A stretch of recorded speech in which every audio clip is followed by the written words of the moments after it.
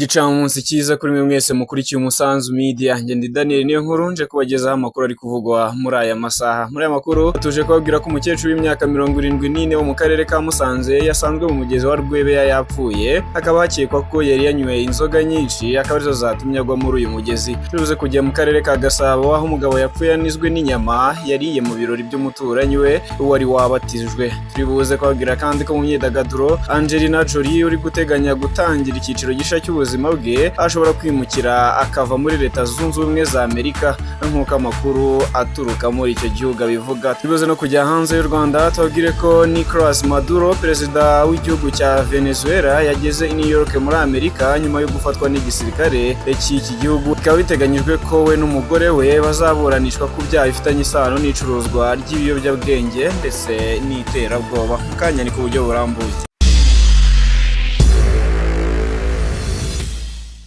Eka amakuru tuyahere hano mu Rwanda mu ntara y'Amajyaruguru mu karere ka Musanze aho umukecuru w'imyaka 74 wo muri aka karere yasanzwe mu mugezi wa Rwebeya yapfuye, akaba akekwa ko yari yanyweye inzoga nyinshi akaba arizo zatumye agwa muri uyu mugezi. Muri rambuye yaturagezwaho na Marie Rose. Mu karere ka Musanze umukecuru witwa Nyirakabirigi Florida w'imyaka 74 yasanzwe yapfuye mu mugezi wa Rwebeya aho bikekwa ko yanyoye inzoga akanyerera akagwamo. Urupfu rwe rwamenyekanye mu gitondo cyo kuri tariki 2 Mutarama 2026 ubwo abaturage basangaga umurambo we mu mudugudu wa Nyiraruhengeri mu kagari ka Rwebeya mu murenge wa Cyuve. Nyakwigendera bivugwa ko yari asanzwe atuye mu murenge wa Cyuve akagari ka Buruwa mu mudugudu wa Bazizana. Umunyamabanga nshingwabikorwa mu murenge wa Cyuve Zimuziri Jean Pierre yatangaje ko inzego z'ibanze zikeka ko uru rupfu rwaba rwaratewe n'inzoga. Yashishikarije abaturage kwirinda gusesagura amafaranga mu nzoga n'ibindi bidafite umumaro, cyane cyane muri ibi bihe by'itangira ry'amashuri kuko bigira ingaruka mbi ku mibereho y'imiryango. Umurambo wa nyakwigendera wahise ujyanwa mu bitaro bya Shyira kugira ngo hakorwe isuzuma mbere y'uko ushyingurwa. Tukiri kuri iyi nkuru kandi ubushakashatsi bw'ikigo cy'igihugu gishinzwe ubuzima RBC ku bijyanye no gukusanya amakuru ku ndwara zitandura n'imyitwarire y'abaturage mu kwirinda ibizitera bwamuritswe mu mwaka 2023 bwagaragaje ko 48.1% by'abanyarwanda bose banywa inzoga, aho 61.9% byabo bantu banywa inzoga ari igitsina gabo. Intara y'Amajyaruguru yo niyo yari iyoboye kugira abaturage benshi bahamya kamanyinya kuko banganaga na 56.6%. Intara y'Amajyepfo yo ifite 51.6%, uburengerazuba bufite 46.5%, mu gihe uburasirazuba bwari kuri 43.9%, naho mu mujyi wa Kigali ho ari 42%. Tukiri mu mujyo w'izi nkuru kandi abaturage batuye mu kagari ka Karambi murenge wa Murundi mu karere ka Kayonza bavuga ko umugore wapfuye atwite urupfu rwe rushobora kuba rwaraturutse ku nkoni yakubiswe n'umugabo we wamushinjaga guterwa inda igihe yari afunzwe akekwaho kwiba moto. Abaturage bavuga ko umugore wapfiriye mu nzira ubwo abaganga bamujyanaga ku bitaro bya Gahini yari ameze nabi, bikavugwa ko yari yakubiswe n'umugabo we bari bafitanye amakimbirane kubera kumushinja kumuca inyuma. Amakuru yatanzwe n'abaturage avuga ko ubwo uwo mugabo w'uwo mugore yafungurwaga yasanze umugore watwite, akaba yarashinjaga umugore we kumuca inyuma agaterwa iyo nda yari atwite. Abo umuryango w'uwo mugore wapfuye bashinja umukwe wabo kumwica, dore ko umuryango we washatse kumushyingura byihuse, ariko ubuyobozi bwamenya ko hari amakuru y'uko uwo mugore bikekwa ko yapfuye nyuma yo gukubitwa n'uwo mugabo we, bagahagarika ibyo kumushyingura kugira ngo hamenyekane icyo yazize. Ni mu gihe umunyamabanga nshingwabikorwa w'umurenge wa Murundi Gashayija Benoni we agaruka ku rupfu rw'uwo mugore. Gashayija anavuga ko hatangiye ipererezwa ndetse ko umurambo w'umugore wapfuye ugomba kujyanwa ku bitaro bya Kacyiru gukorerwa isuzumwa. Naho mu yandi makuru kandi reka tubabwire ko mu karere ka Gasabo umugabo witwa Sibomana Paul wari utuye mu mudugudu w'Ubutatu mu kagari ka Gakomeye mu murenge wa Kiziguro akarere ka Gasabo yapfuye anizwe n'inyama yari yariye mu birori by'umuturanyi we wari wabatijwe. Uwo mugabo yapfuye ku mugoroba wo kuwa gatanu ubwo yari yitabiriye ibirori by'umuturanyi we wari wabatijwe. Amakuru atangwa n'abaturage barimo bari kumwe igihe inyama yamunigaga bavuga ko uwo mugabo akimara kumira inyama hashize iminota mike yahise apfa. Batanze ubuhamya batuye mu kagari ka Gakomeye bavuga ko uwo mugabo yapfuye nyuma yo kurya inyama y'ihene yari yahawe mu biryo byari byatekewe bari bitabiriye ibirori by'umuturanyi we wari wabatijwe. Bakomeje bavuga ko mu mugabo yari yicaye ku rubaraza rw'uwo muturanyi wari wabatijwe, ndetse bakavuga ko ariho inyama yamunize yayiririye, aho yaguye agahita apfa mu gihe bari bamaze guhamagara imbangukiragutabara. Umunyamabanga nshingwabikorwa w'umurenge wa Kiziguro Kanamugire Innocent nawe yemeje ibijyanye n'urupfu rw'uwo mugabo, avuga ko ibyabaye ari impanuka. Mu makuru ajyanye n'imyidagaduro ndetse na siporo, reka tuyahere mu myidagaduro, aho Angelina Jolie uri guteganya gutangira icyiciro gishya cy'ubuzima bwe, aho ashobora kwimuka akava muri Leta Zunze Ubumwe za Amerika nk'uko amakuru aturuka hafi yabivuga. Uyu mugore w'imyaka 50 ari mu byamamare bikomeye i Hollywood, akaba n'umukinnyi wa filime, umuyobozi wa filime, ndetse akaba ari n'umugiraneza. Yashize ku isoko inzu ye y'amateka ya Cecil B.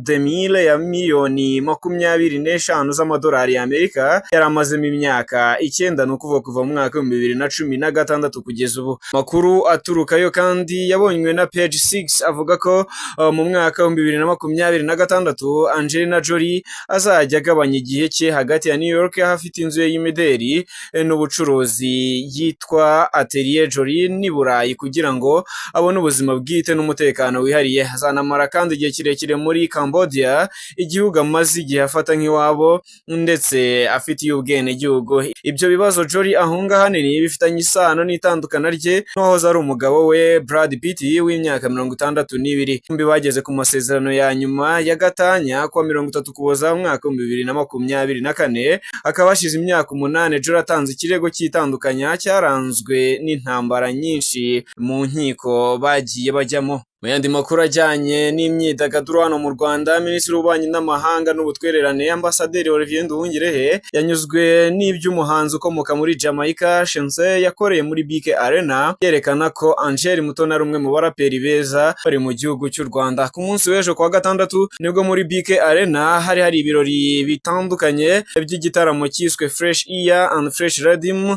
cyatewe inkunga n'uruganda rwa Skol rwenga ibinyobwa bisembuye bidasembuye, aho cyateguwe mu rwego rwo gufasha abantu kugira intangiriro nziza z'umwaka w'ibihumbi 2026. Muri iki gitaramo abari bategerejwe cyane ni abahanzi mpuzamahanga barimo Mavado ndetse na Shense, bose bakomoka muri kiriya gihugu cya Jamaica. Mbere yuko bajya gususurutsa abakunzi babo, umuraperi Kivumbi King yagiye ku rubyiniro ahamagara barimo umuraperikazi Angel Mutoni baririmbana indirimbo Pull Up.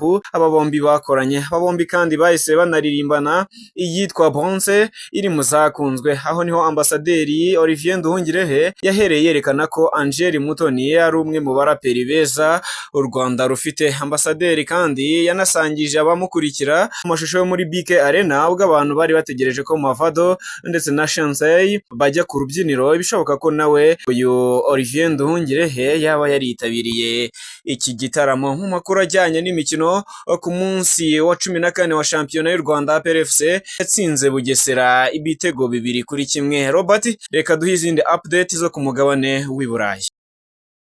Shampiyona y'u Rwanda y'icyiciro cya mbere mu bagabo yarakomeje. Ikipe ya Police FC yaje gutsinda ibitego 4-0 ikipe ya Gorilla, mu gihe APR yatsinze Bugesera ibitego 2-1, naho AS Kigali itsinda igitego 1 Etincelle. Kuri uno munsi hari imikino iri buze kuba twihuse cyane. Ikipe ya Rutsiro iri buze gukina na Mukura, naho ikipe ya Rayon Sport iraza gukina na AS Muhanga. Ikipe ya Police FC ni ya mbere ifite amanota 32, ikipe ya APR 29, ikipe ya El Merreikh 25, ku mwanya wa 4 Marine 25, naho Kiyovu ku mwanya wa 5 n'amanota 23. Naho mu gihe ikipe ya Rayon Sport yo iri ku mwanya wa 8 n'amanota 21. Imikino ya AFCON yakomezaga. Ikipe ya Senegal yaje gutsinda ibitego 3-1 ikipe ya Sudani, naho Mali yaje kunganya na Tunisia igitego 1-1. Kuri uno munsi hari umukino ukomeye tugomba kureba, tutagomba gucikwa. Ikipe ya Maroc iri buze gukina na Tanzania,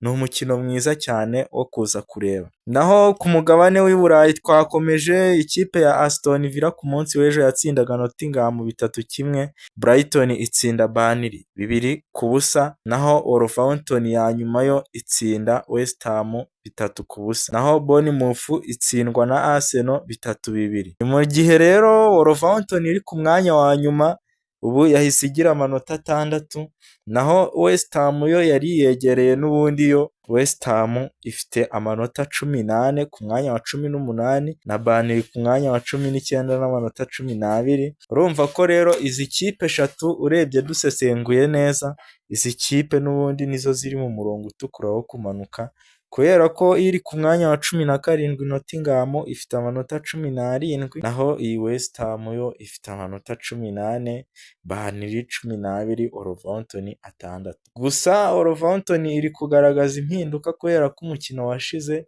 yaje kunganya na Man U igitego 1-1, rero yagarutse itsinda West Ham ibitego 3-0. Rero ibi biragaragaza ko ari igipimo cyiza. Wolverhampton nikomerezaho ishobora kuva kuri uyu mwanya wa nyuma, wenda ikaba yasiga ni West Ham, ikaba yafata na Nottingham Forest. Naho imikino iri buze kuba uno munsi, ikipe ya Leeds iri buze gukina na Man U saa 8:30, Everton iraza gukina na Brentford saa 11, Fulham irakina na Liverpool saa 11, Newcastle na Crystal Palace saa 11, Tottenham na Sunderland saa 11, Man City iri buze gukina na Chelsea saa 1:30. Uno mukino rero ni ukomeye dutegereje kureba wa Man City na Chelsea, kubera ko muri ino minsi Chelsea iri kwitwara nabi, rero ikeneye kwitwara neza kugira ngo izaze muri Big Four iri gushaka, mu gihe Man City yo irabishaka gukomeza kwegera ikipe ya Arsenal kugira ngo bigabanye igitutu cy'uko Arsenal yakomeza kuba iya mbere, kubera ko Guardiola nawe arashaka kino gikombe, yaba ari intambwe nziza gitwaye. Gusa na Arsenal nayo ikomeje kwitwara neza, ikipe ya Arsenal irayoboye n'amanota 48, Aston Villa 42 ku mwanya wa gatatu, Man City 41 ku mwanya wa kane, Liverpool 33, naho Chelsea ku mwanya wa gatanu na 30 iranganya na Man U ya gatandatu n'amanota 30. Naho iziri mu murongo utukura, West Ham 18, Burnley 12, naho ku mwanya wa 20 ni Wolverhampton.